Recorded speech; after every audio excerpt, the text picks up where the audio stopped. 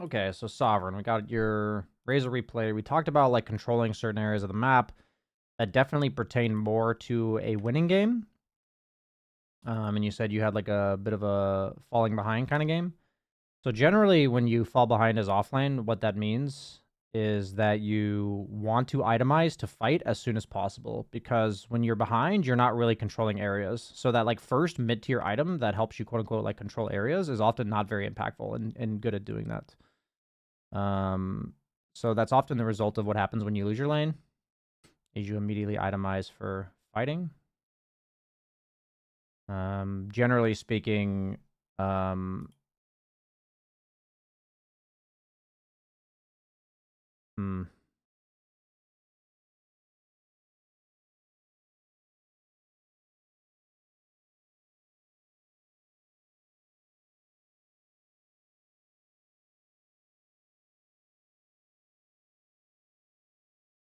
Yeah. I mean, I don't think there's too much to say right now than like I do think your laning CSing wise like needs a lot of work. I'm happy to help you with whatever questions you have. I did give you some feedback before, but I do think it's one of your weakest parts of your game. Like even like yeah, I think for you the laning mechanics portion.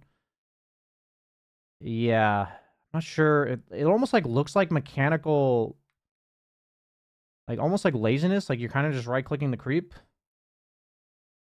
So for me, whenever I'm going to fight them, you've done this a bunch of times actually. As ranged heroes, you just don't walk through creep waves to fight people. So like what you would do with this type of situation is you walk in a way that these creeps get dropped off at your creeps. So like you're not really allowed to walk back into them like this. Like ranged heroes just take so much damage to creeps. And I remember you being overzealous on Razor before. Like on a melee hero, that would probably be fine a lot of the time, but on ranged, it's definitely not.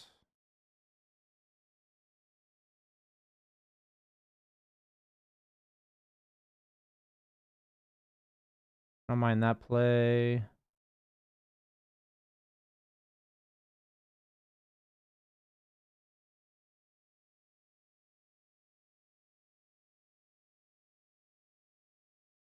Your Q usage is like really strange because the last thing I ever want to do with my Q is put the range creep in deny range.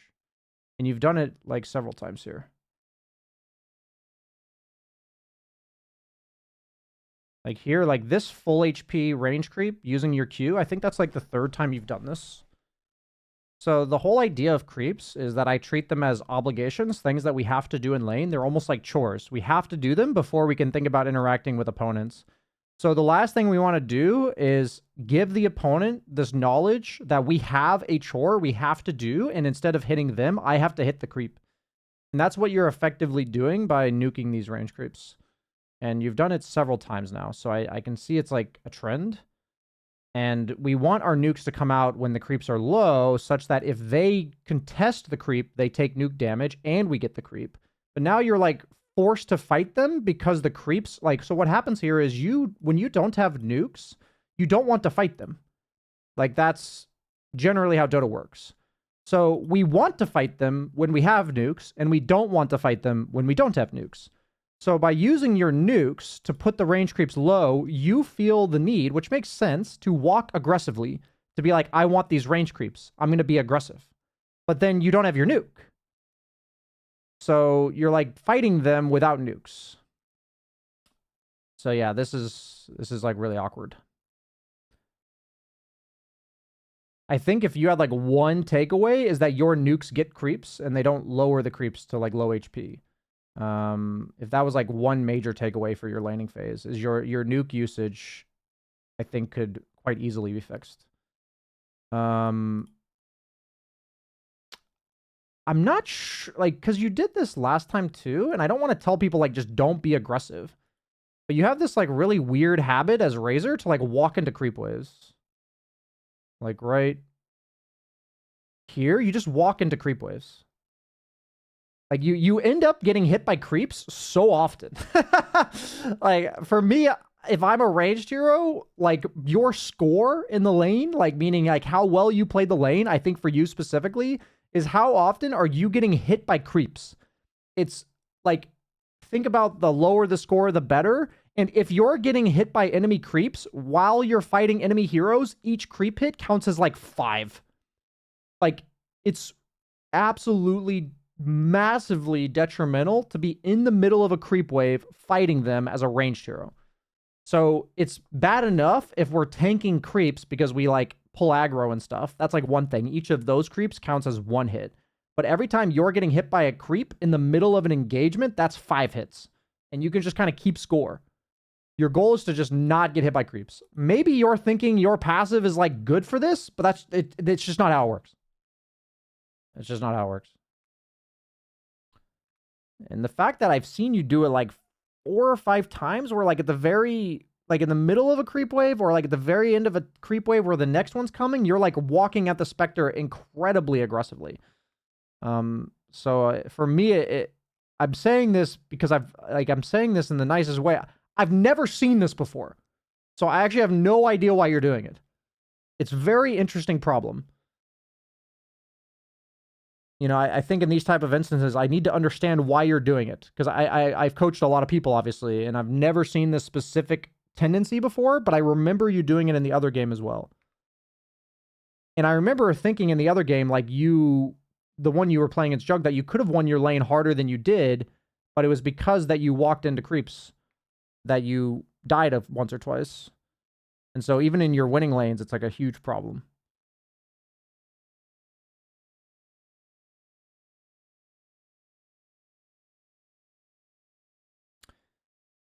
If I'm giving advice, which obviously I'm coaching you, so you're asking me for advice. I don't think you're ready yet to try to be aggressive in lane. Like, you're not ready yet to walk at them, engage when you do that. Because for me, when you're around 1500 MMR, what I need to see is that when you're not being aggressive, you can just get the creeps. And that's kind of the problem, is like minute 1 and 2, I was like, your CSing is not that great. And I'm thinking, I'm like, but then I'm watching you be hyper aggressive. And I'm thinking, like, you're trying to do something that I would teach like a 7K player. And that's not meant to be like offensive. It's meant to be like there's an order of operations. You're trying to learn calculus and you haven't learned algebra yet. Like, algebra is CSing. And calculus is, while I'm CSing, I also look for unique opportunities to walk at them aggressively and zone them from CSing. But I first have to be able to get the CS without doing any of this stuff. And by CSing, I mean, it's not only just, you know, it's like defensive aggroing and like getting the last hit itself and using nukes to get the last hits. So like if I want to use my nuke on the wave, I would walk up and hit the range creep twice and then nuke the wave. You know, stuff like this. Like, these are very fundamental CSing mechanics. And we got to like, I think my best advice for you is we got to break it down. If I think the most impactful thing for you would be to step back like 5 levels of laning and focus on the CSing. Because right now I feel like you're trying to gauge when to go, and you're not going to have a good gauge when to go if you don't have a good gauge of the CSing. You just, because that is a prerequisite. And the reason you be aggressive is to control CS. That is why you do it.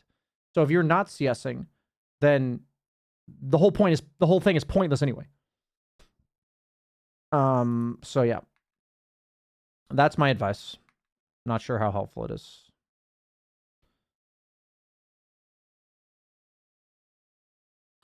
So yeah, so you're kind of in recovery mode now.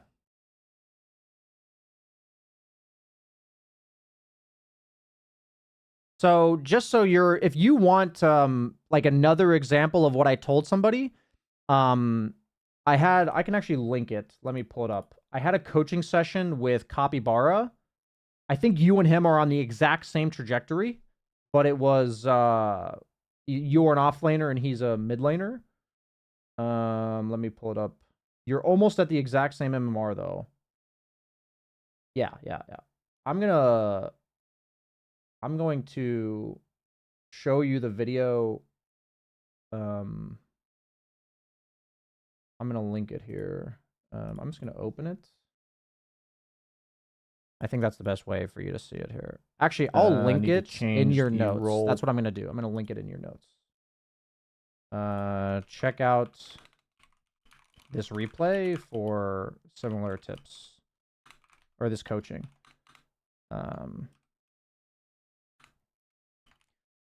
So basically the reason I'm linking that to you is because everything I'm trying to say to you right now, I think gets said in even more depth in that session. And I want to give you the max value out of this replay, so I don't want to spend the entire replay focusing on it.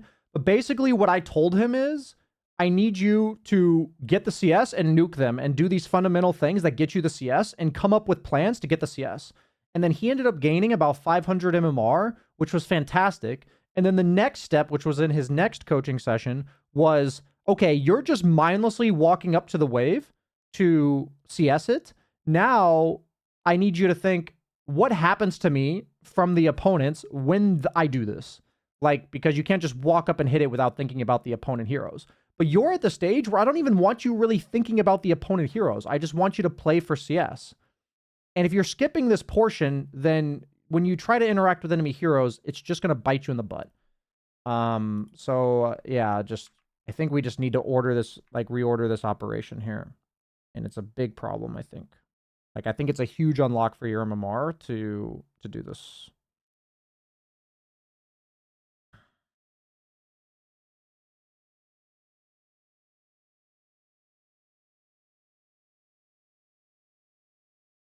I wonder how common this is. Is there anybody watching right now? I know I'm like pausing on a live replay. Is there anybody watching that can relate to this? Where they like try to do things that are more advanced than their problems? Let me know if you guys can relate to this. I'm going to keep watching.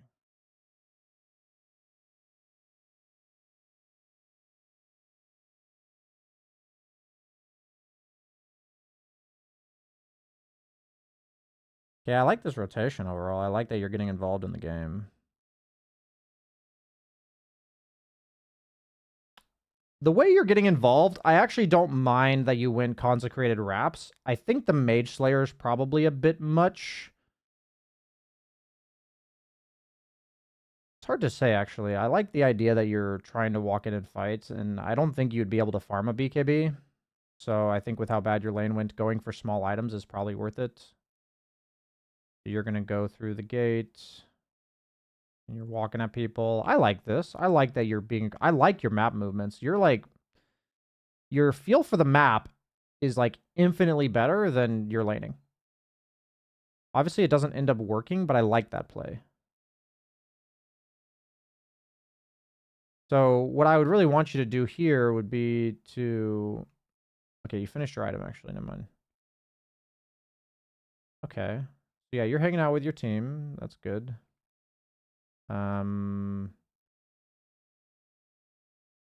Okay. All of this seems fine to me.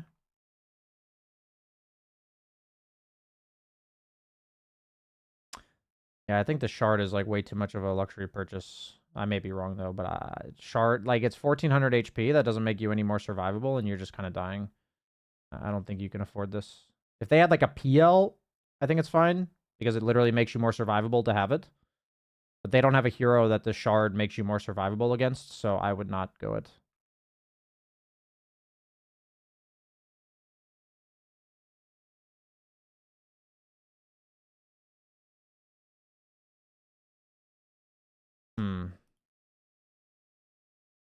So what's interesting about this is that when a teammate of mine dies, generally what I'm going to do is walk away from what happened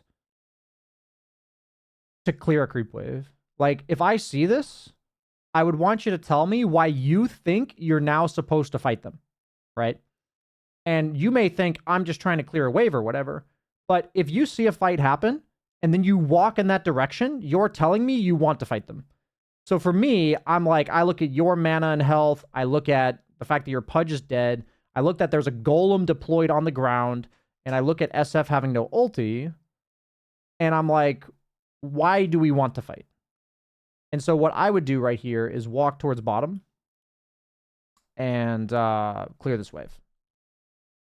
Let me just quickly clean up your notes here. This is the wrong notes. Do I not have...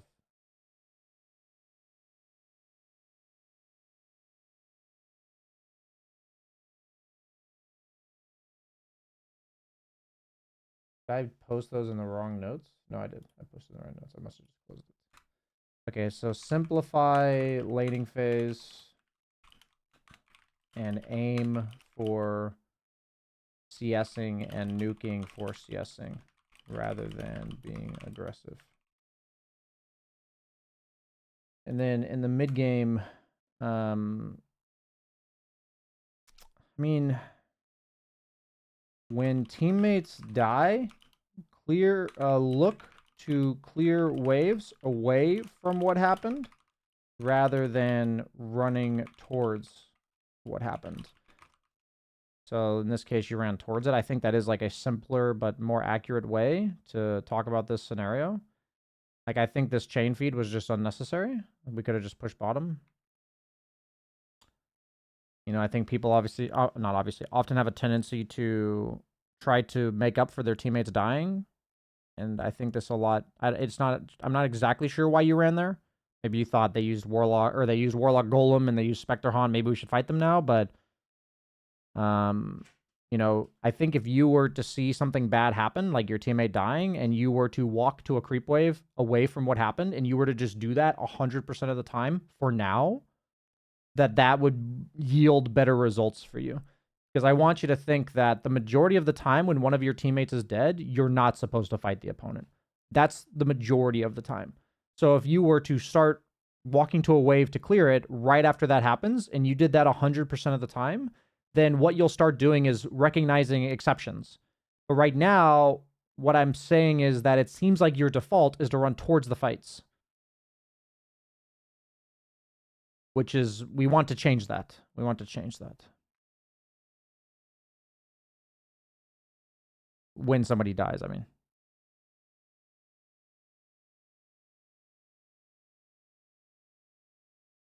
These map movements seem fine. You're going to run towards your team now because they're getting kills. Very nice. This is good. Great. You run towards the fight because good things are happening. This is fantastic. I don't even hate the Mage Slayer. Like, honestly, I don't hate it.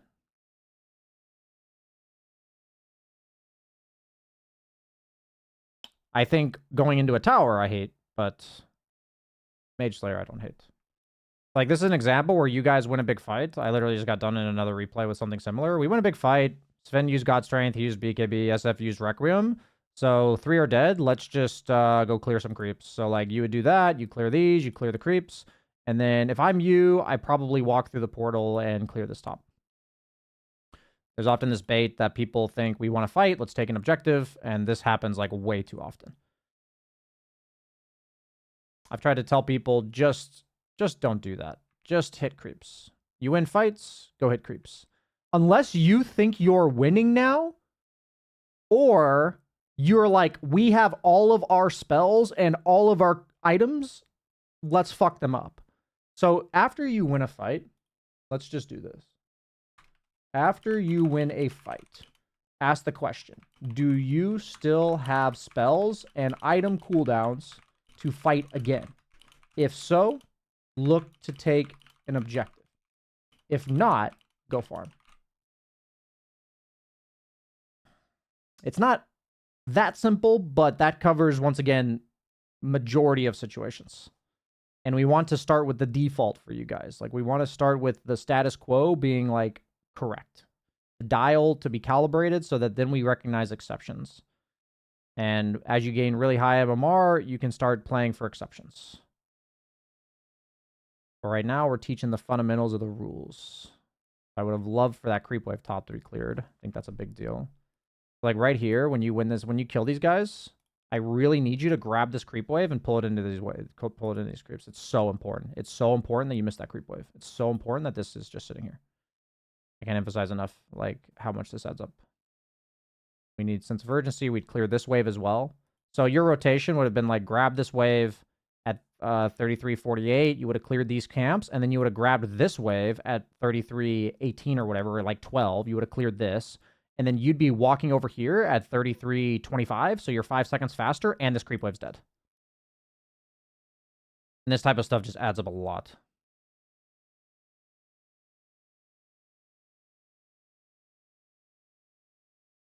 Yeah, and you guys like have this weird desire to hit their buildings when they have like Sand King Spectre, so it's like insane team fight. They have Warlock too. Yeah, I'm not sure how much of this you're a part of. For me, I would be cautiously assisting when I seen my teammates doing this kind of stuff. So like I would have cleared the wave at I would have cleared the wave. You kill these guys, I would walk up, kill this camp, clear this wave here. I'd grab this wave, and then after you grab this wave, I'd clear this and probably this, and then I would grab the next wave, but this is just based on respawn timers, and then I'd grab the next wave here, and then I would do this, and I'd be like, by the time Spectre's alive, or Sand King, I mean, I would be backing. That's what I would be doing. So there's like, there's this window where you might get a fight, but then I'd be like, oh, Sven doesn't have God Strength? Okay, I'd probably just TB bottom, to be honest. Like, I'd clear this wave. I've already cleared it. I'd actually just say, hey, guys, TB bottom, like, back off before they're alive. Or you guys can just take Roche. Either of these options are good. I think your job here is to not think that this is good. And what that means is that if you see a shit ton of team fight on the opponent team, that you're not supposed to just walk at buildings. So when I say that you don't think this is good, that when you see a fight like this, you're like getting the fuck out rather than running the fuck in. And it's kind of like knowing that fundamentally, if the opponent has strong team fight, we're not supposed to hit buildings. That I want to be like a guideline for you. Because I'm not asking you to dissect these fights and understand exactly which ones are good. We're starting with, if a teammate dies, go to a creep wave away from them. If the opponent has strong team fight, don't just walk into buildings. Like, we want to like play the map and farm it. And there's I know it's a tough to be like, don't do something, but I want you to know what's like by default good or bad. Like, when I say by default, I always try to think in exceptions and rules. And the rule is that hitting buildings when the opponent has strong team fight and they're all alive is bad. There obviously are exceptions, but we're not there yet. So I'd be like cautiously assisting this as well. I wouldn't be like, yep, this is fine. So I'd just be backing. Notice how like all of these bad things are us trying to take a building.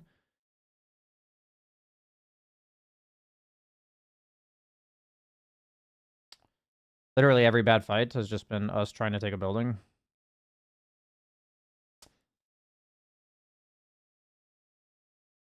Yeah, it basically sums up every fight. I don't mind the items. I don't hate them.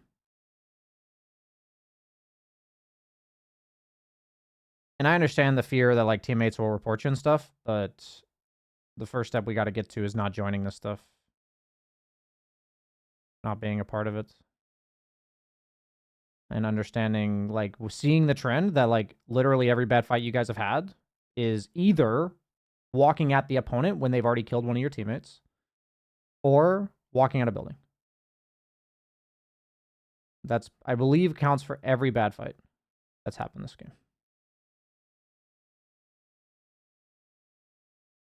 And in this particular case, you saw them all top and walked at the creep wave. That's not ideal.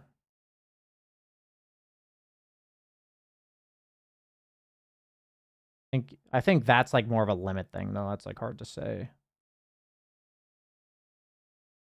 I think if you had a better start, these like times you'd barely survive rather than like die barely.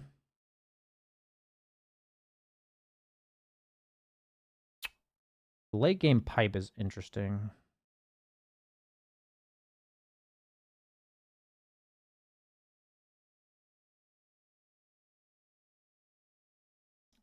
I feel like I would go AC with my lineup. Like, rather than pipe, I'd go AC. Because we already have BKBs. And you have 3 right-clicking cores. And they have Phoenix. So I wouldn't go pipe. I'd go AC here.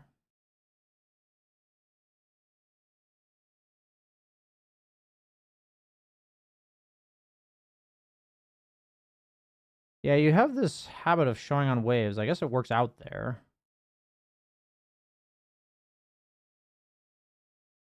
I feel like you've kind of baited your team into death like 4 times getting gone on waves. Happened a lot. I guess my thoughts for you in this game is like, it seems like you default to walking at waves and you kind of entice the opponent to go on you. And it's like almost the same mentality as you have in the laning phase where you like walk at them, enticing them to go on you. And yeah, I guess just in my head, like Dota's just not that simple, right? It's like we can't just walk at them and let them go on us. It's happened so many times where you purposely walk into 2 heroes in lane, or you purposely walk at 4 heroes that you see on the map in lane, that I have to imagine it's intentional. Like there's no way it's coincidental at this point where it's like a lack of map awareness. It could be a lack of map awareness, but I don't think it is because you're doing it so consistently. Like I think if you had absolutely no clue what was going on in the game, you'd walk into 4 heroes less. Meaning like your movements were completely random. I feel like you'd walk into them less. So that like tells me that you're likely intentionally walking into them. And yeah, I just think that it's such an interesting problem. I'm not sure how to best help you with that. But it is something that is a high risk of having things go wrong. And it's like 80% of the time you're not supposed to do that, and 20% of the time you are supposed to do that. And like you would gain MMR by playing aggressively, but not with the intent to get gone on all the time, right? Like you can play aggressively with thinking, I'm going to bait them to go, but I'm not going to let them get me, rather than I'm going to force them to go on me. Like there's a big difference there. So I think if you were to flip that mindset a little bit, that what that's basically doing is I'm trying to force them to react to me, but I'm not trying to actually fight them. So like an example in the lane would be like you walk at him a bit, and if he doesn't back off, then you back off. Does that make sense? It's like rather than walking past the creep wave, forcing a fight behind it. There's like a big difference. That may be too much right now. Like, so I'm trying to kind of give you my thoughts about like, it seems like rather than posturing aggressively, you're pretty much always trying to force a fight, which is really interesting because it's just been backfiring so often at every stage of the game. And I think for you right now, maybe like before you come back to class, because I know you already have a question, but like before you come back to class after hearing this, I'd be curious to hear your insight as like what's going on here. Like why is, because this is quite a unique problem. Like I've not encountered this exact problem before. So yeah, man, I'm gonna wrap it up there. Thanks for signing up.